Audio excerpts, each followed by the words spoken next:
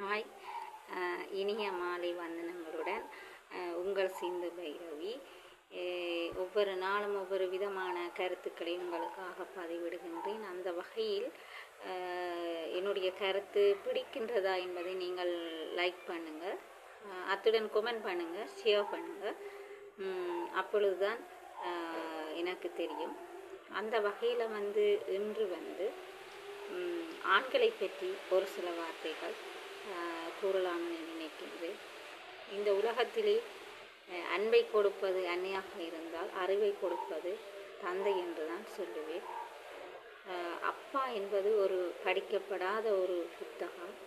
நாங்கள் இன்னொரு தேவை இருந்தாலும் சிறு வயதிலே அம்மா அதை வேண்டித்தாருங்கள், இதை வேண்டித்தாருங்கள் என்று தான் சொல்லுவோம். ஆனால் அப்பா என்ற உறவு மிகவும் ஒரு உன்னதமானது. தன்னுடைய மகள் ஒரு நல்ல படிக்க வேண்டுமோ அல்லது அவளுக்கு நல்ல ஒரு திருமணத்தை செய்ய வேண்டுமோ, தான் இவ்வளவு நெற்றி வியர்வை நிலத்திலே சேர்ந்த எத்தனை அப்பாக்கள் கஷ்டப்பட்டு உழைக்கிறார்கள். உண்மையில் அவர்கள் போற்றத்தக்கவர்கள். தங்களுடைய அபிலாசைகளை கூட நிறைவேற்ற முடியாமல் மனசுக்குள்ளேயே வச்சு ஊட்டி வைக்கும் ஒரு உறவு தான் அப்பா. அந்த வகையில்